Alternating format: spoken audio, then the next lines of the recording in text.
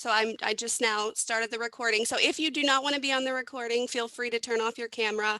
No worries at all. We are going to be a pretty small group, I do believe. And so if you have just some questions and you want to unmute yourself, that's completely fine throughout the presentation. Or we can monitor the chat, or at the end, we can also leave a little bit of time for questions. One note I also wanted to say for any of you who were initiated last year, Lynn wanted me to let you all know that the pins and certificates for the 2020 initiates are in her office. So if you need to stop by and get those, feel free to let her know and she can set up a time for you to come by and get those. I am Emily Sally. I probably should have started with that.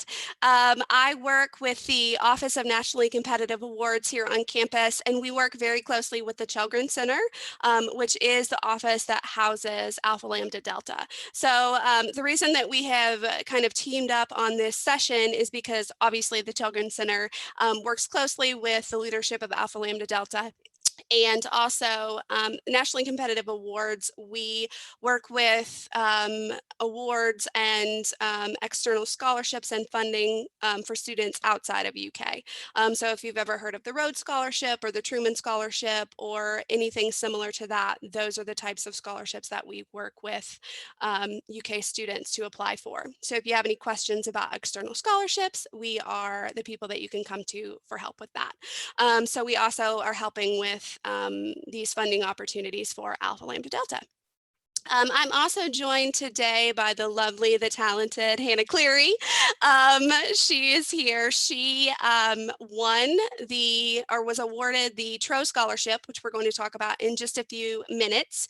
And she also was the ALD president in the 2019-2020 academic year. Is that right? Okay. The years are passing quickly. So Hannah is here to give her expertise and give you a little bit of information about the application process. So we will go ahead and get started. Hopefully most of you know about Alpha Lambda Delta because you are a part of the organization, but just really quickly, ALD is a National Honor Society that recognizes the academic excellence of first-year students. So here at UK, every chapter does a little bit different, but here at UK, we invite students after their first semester of their time here at UK, and any student that earns above a 3.5 GPA or higher is invited to join Alpha Lambda Delta. Just a little side note, ALD was on campus for several years and then went dormant for a few years. And so it was kind of reinstated the first year that Hannah was the president. And so that was in 2019. So while there is a history of ALD on campus, there is also, we do need help kind of getting the name out there and kind of marketing the chapter to students around campus. So if you know any freshmen, the invitations went out. I believe Lynn sent them out last week. And so if you know any freshmen that got invited, that have any questions, please feel free to let them know about the organization. ALD has more than 280 chapters and has had over 1 million students initiated. And as I said before, it is housed in the Children's Center for Undergraduate Excellence, which is part of our office.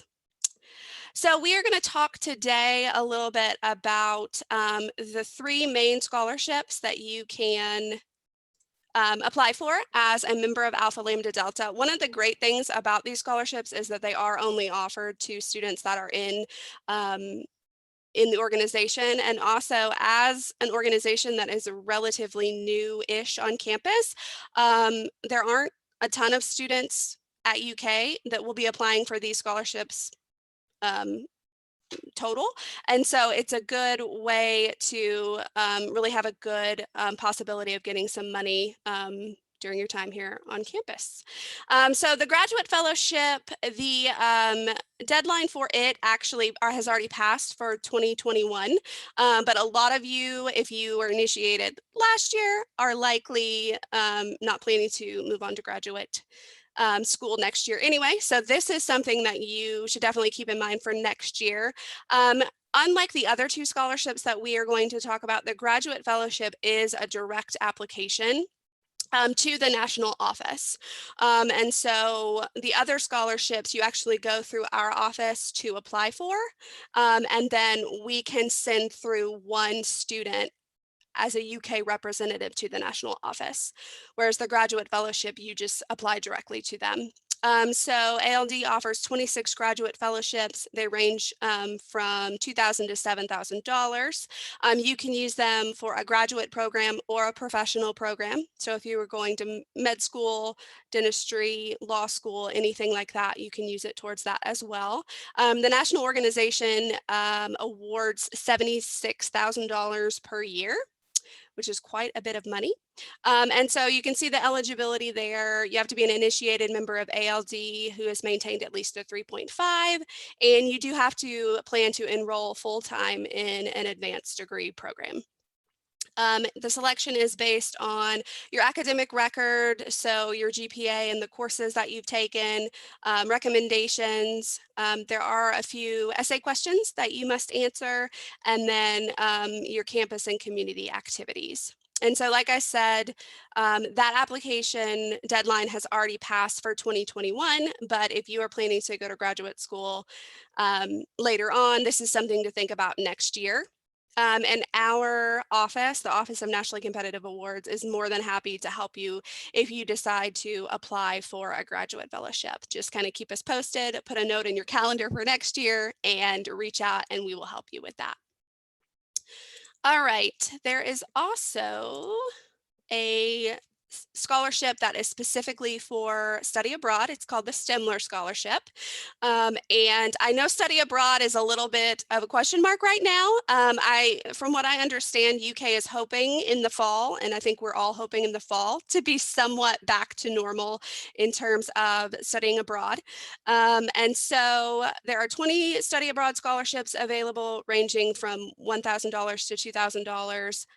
Our campus deadline is February 15th for this application. And it is not super extensive. So if you haven't even looked into the Stemler scholarship, but you're thinking about applying, you certainly can get that done in that amount of time. That would be no problem at all. What happens is, unlike the graduate fellowship, our office can forward one nominee to the national office. So our campus deadline is February 15th. Then we will have a selection committee that reviews those applications. And then we will select one nominee and move those forward to the national office. So what happens in terms of that is, once that nominee has been selected, our office will work directly with the applicant to make sure that their application is as strong as possible when it goes to the national office. And Hannah may be able to speak to that a little bit later. This photo, I believe, is from last year when we could get together in person, right? And is this at the Salvation Army, Hannah? Yeah, when we volunteered there. Okay, so yeah, so that is the Stemler Study Abroad Scholarship. Here is a little bit more information about the eligibility. You have to be up to date on your dues. You have to keep your GPA at a 3.5 or higher. That is the mark that you have to meet to join ALD in the first place, and they require that you keep that. They maintain that 3.5. Your study abroad program must be through a US-based institution, and so they do not send funding to an institution abroad. If you have questions about that, let us know. We can work with Education Abroad to see if you qualify. Your study abroad program must take place between May of this year and May of next year. So as I said, summer is a little bit questionable in terms of study abroad and if we will be allowed to move freely about the world this summer. But if you're thinking about studying abroad during the next academic year, this could be something that you look into. ALD has a practice application on their website, which is super nice because a lot of times these types of applications you have to log in and it doesn't necessarily give you the entire application where you can look at it all at once. And I kind of like to do that if I'm applying for something so you can kind of see, what all you'll need and what all you need to gather in terms of that application. So you can check that out on that link right there. And this application requires a few short answers, a couple of essay questions, an official transcript, and then 2 letters of recommendation. So as I said earlier, it's not a super intense application, but I also do not think it's something that you want to leave to the night before because you probably will want to write out your essays, edit them a little bit, and take some time to write those. Also, it's super important if you are planning to apply for either of these scholarships to go ahead and make sure that you have reached out to your recommenders. Because we are approaching the time where you'll want to make sure that they have plenty of time to write those for you. And we always encourage students, if you are reaching out to someone, to write you a letter of recommendation. You send kind of just a brief overview of what you're applying for. If it was for a study abroad, that you kind of send information about what your study abroad looks like, as well as maybe just a simple resume or a list of activities or something about yourself. So that is the STEMler scholarship. And now we will talk about the TRO undergraduate scholarship. Hannah's laughing at herself. It's a beautiful picture. I love that picture. So this is the scholarship that Hannah was awarded last year. And so she's going to talk to us a little bit about it in just a minute. But this is kind of more a general scholarship that can be applied towards your tuition. And so they give out 50 undergraduate scholarships ranging from $1,000 to $6,000 each. Our campus deadline will be March 1st. So that is coming up here in just a little bit. And so again, the TRO scholarship is similar to the STEMler scholarship in that we have to kind of have a campus process where all of the applications will come through our office. We will have a committee review those, and then we will work with one nominee that we forward on to the national office. The TRO scholarship is available to students who were initiated between January 1st of last year and December 31st of last year. So kind of that calendar year. You have to have maintained a 3.5 or higher.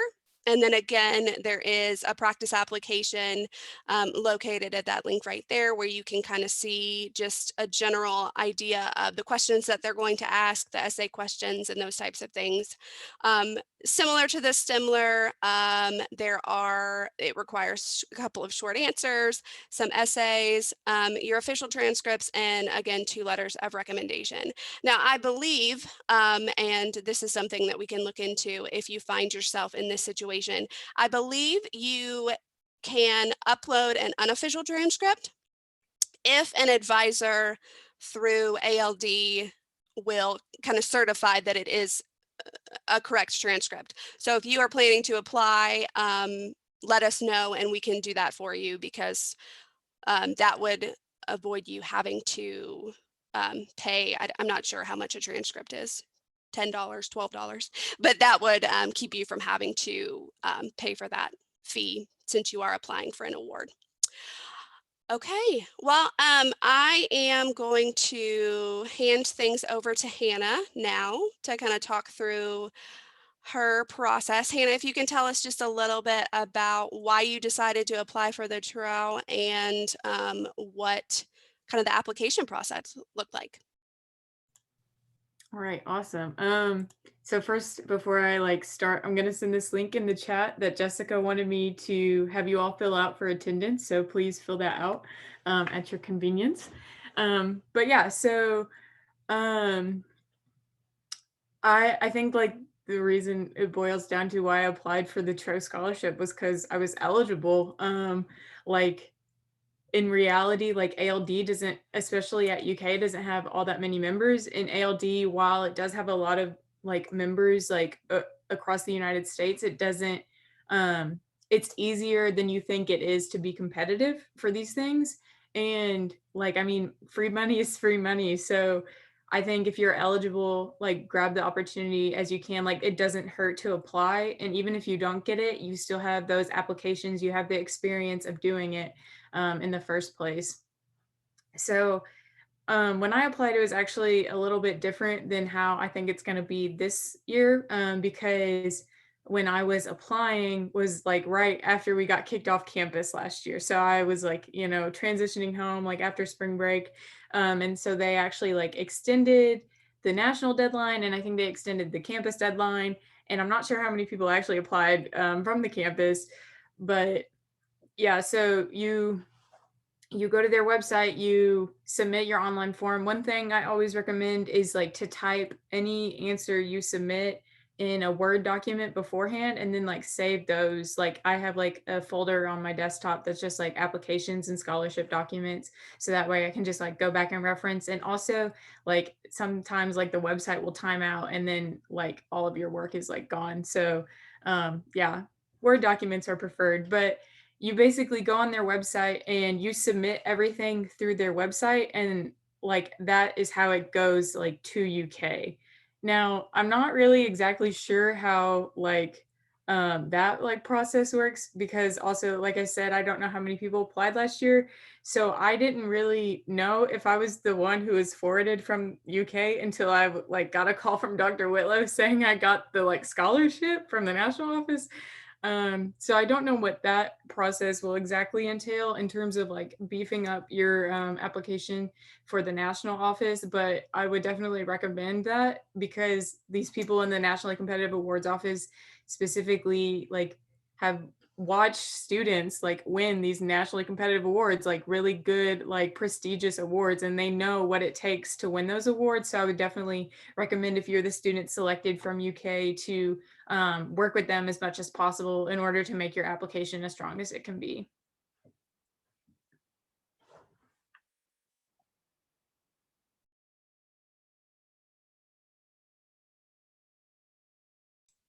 It was acting like it wouldn't let me unmute. I'm sorry there. Those were excellent words of advice, Hannah. Thank you. She is correct. Last year was our first year kind of going through this scholarship process. So that is good to know that you did not know that you were forwarded to the national office. So we will be sure this year to let everyone know who does apply what the outcome is for sure. Um, Hannah, can you talk to us a little bit about the essays that you were required to fill out? And also, could you talk to us a little bit about how you chose your recommenders? Because I know you had to submit 2 letters of recommendation. Yeah, so I think in total the if I'm looking at it here, I think it was a total of, well, 5 technically, 5 essays. So you have like 2 like 250 word or less essays, and then 2 that are like generally like what have you done on campus and what have you done with ALD, and then there's one that's like list your honors and recognition. Um, and so that's not really an essay, that's just kind of like you straight up list your like honors and recommendations. So like the first 2, like your extracurricular activities and your involvement with ALD. It says briefly summarize. I like see that like here. And I wanted to say something to that note. It says briefly summarize, but there is not a word limit. So like be as brief as possible while also making yourself look as good as possible. So sometimes like writing like everything you do is great, but sometimes also um if you're like your involvement in so many things can also mean that you're not really committed to like any of those things. Like your commitments are like shallow, like a mile long and an inch deep. um so you have to, that's kind of like a tip the scales kind of thing. Like you have to like test the waters on that, like how much stuff you want to include, what things look good. One thing I will say is never use acronyms. I feel like you should, like, people know that by now, but like never use acronyms. And also because you like don't have a word limit, explain what organization you're talking about. Like if it's a, especially if it's a campus specific organization, like explain that as briefly as possible, like just like an overview. Like I usually like Google the organization, even if I'm like in it and I like do stuff with it. I Google the organization, look at their like mission statement or what their like focus is that's it says on their website or BB Involved page, and I just like I write like something similar to that. And then the 250 words or less essays are like describing your career goals and also the impact ALD has had on you. So this essay with your career goals could actually help you in a lot of like different applications, because most applications will ask you for some kind of like career goals or like personal statement. And so in these essays, it's really about like putting pen to paper and being as effective as possible in as little amount of like time as possible or space as possible. Um, for me, like Alpha Lambda Delta obviously had a huge impact on my life, like stepping into the role of president of this like organization that had been dormant for a long time. It definitely impacted me, but I also know that like it can impact members too. You don't have to be like an officer to win this scholarship or win this award, so or receive it, whatever the correct terminology would be there. But like be honest as well. Like, I mean, it could be a very subtle impact. Like you made a friend at ALD. Um, don't like lie about something like ALD had this huge impact on me and it didn't. Like just be honest. And like most of the time, like they respect honesty more than anything. Um, so yeah, but like the two essays about ALD specifically are worth the most points. So if you're not as involved in ALD as you think would be like helpful in getting this scholarship, definitely like reach out to an officer. I'm still technically an officer. I'm a junior advisor now. I kind of just like help the officers answer questions when I can. Um, so yeah, like reach out, like like participate in those things. So that's the essays, I guess.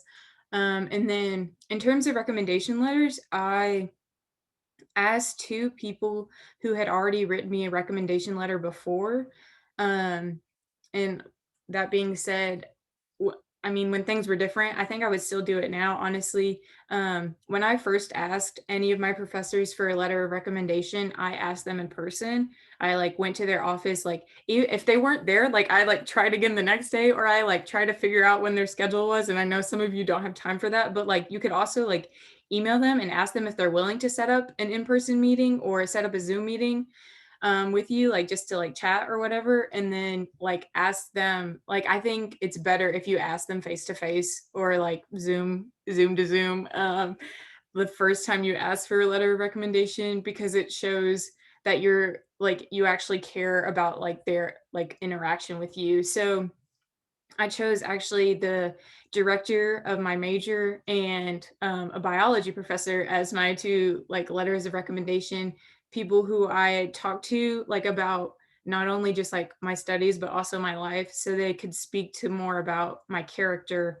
and like my influence, other than just like, oh well, she got like an A on every one of my exams. Like that's nice, but most like letters of recommendation aren't going to be that great if that's all that a professor can say about you is like what they can see on your transcript already. So I would definitely make sure you have like some kind of like relationship with the professor, or I don't know that it has to be a professor. So like if it's like a mentor you have, or like someone at a volunteer program, or just a good family friend you like, I don't know, like you work with, your boss, like I think anyone can write you a letter of recommendation, but I would make sure you have someone who knows, like for this scholarship specifically, the well-roundedness of you and like your interest. That is great advice. I think a lot of times students tend to maybe ask someone who may have, a higher title to write a letter of recommendation as opposed to somebody who really knows them well. And a lot of, usually the letters of recommendation that are the best are from people that know you really well. So if it's your advisor or an advisor to a student organization or a professor that you've had for several courses, that is somebody that you definitely want to ask to write you a letter. We do have a question in the chat from Brooklyn. She is asking, can the Trow Scholarship funds be applied to graduate and professional school or only undergraduate studies? The Trow Scholarship is for undergraduate students. So if you are planning to go to graduate or professional school, you would want to look ahead to that graduate fellowship for not this coming year, unfortunately, because that deadline has passed, but you could look into seeing if you would be eligible for that the next year. So thank you for that question. And now, I mean, if anyone else has any questions for either me or Hannah, you can feel free to unmute or ask us in the chat. If anybody has general questions about scholarships, we are here and happy to answer those. I think one thing that Hannah said that was super important is that for a lot of these applications, there is a word limit. And so one thing that I think is a good thing to keep in mind in any kind of application like this is you do not want to write sentences that could be written by anyone, right? And so you do not want to have super vague sentences about being a good leader, or not that those things aren't great, but you really want to focus on you, what makes you different, what makes you special, and what makes you successful on UK's campus and beyond. So does anyone have any questions? I will stop talking for a second so we can see if anybody has any questions.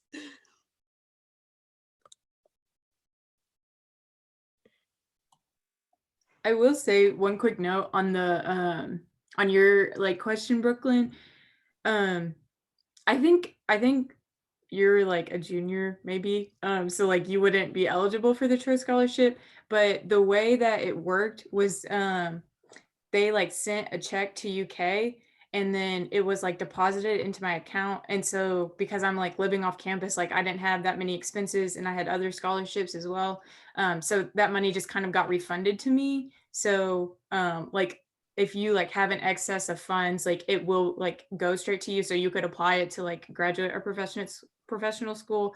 But that would be like if you're like eligible like for the scholarship.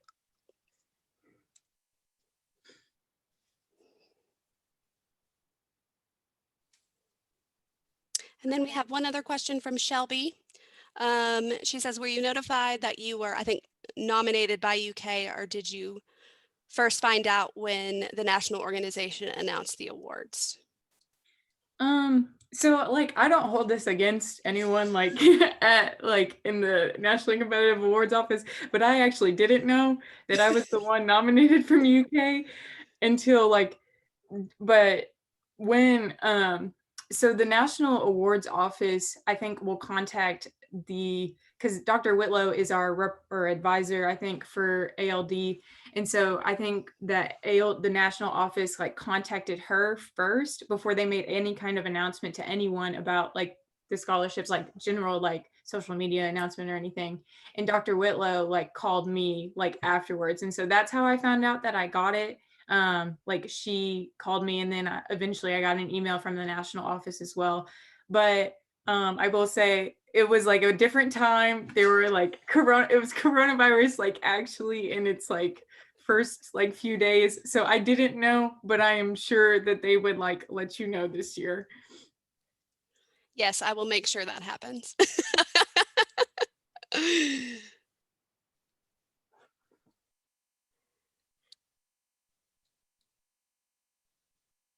All right, Peyton is asking, could you explain the transcript process again? What do we do with our unofficial transcript and what does the office do with it? So my understanding, and we can double check this for you, but my understanding is that you can upload your unofficial transcript, which you can download through My UK. Just like you would look at your unofficial transcript for any other reason. And then we as the chapter can go in and certify that it is actually your transcript. So instead of having to go and pay the fee to get an official transcript, they just want to make sure that your transcript is a legitimate transcript, which we are happy to do that to allow you not to have to pay that fee. So if you have any questions about that, I'm going to put my email in the chat. If you have any questions about that while you are applying or anything at all, please feel free to let me know. So. but I'm pretty sure there is a note on the application that explains that process, but if not, please reach out.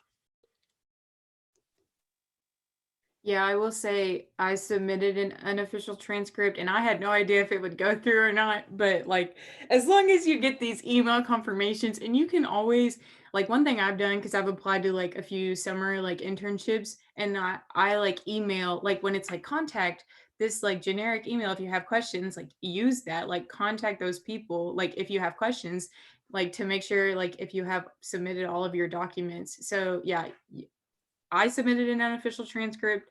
Everything went through fine. And usually that is the case. But yeah, that was my like little 2 cents. And our office very much, if you are representing UK in any way or, applying for an award or something like this, we do not want that to cost you money. So if you are ever in a situation where you are applying for an award and it is requiring an official transcript, sometimes we can get around that to where we could possibly get you one, but other times we cannot. So if you are ever in a situation just moving forward where you are applying for an award that does require that, feel free to reach out to me and I can see if there's anything I can do to keep you from having to pay that fee.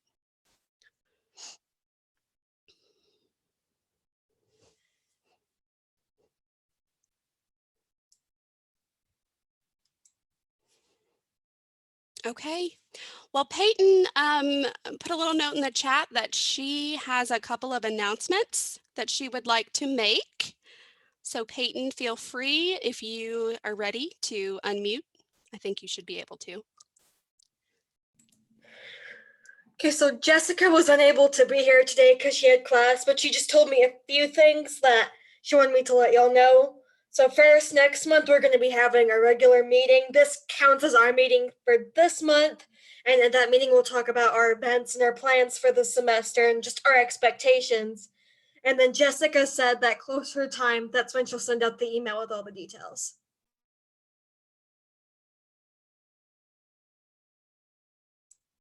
All right, great. Thank you. Okay, well, if that is it, we will go ahead and conclude. Thank you so much, Hannah, for your wisdom. You are lovely and fabulous, and I'm so glad you were able to join us today.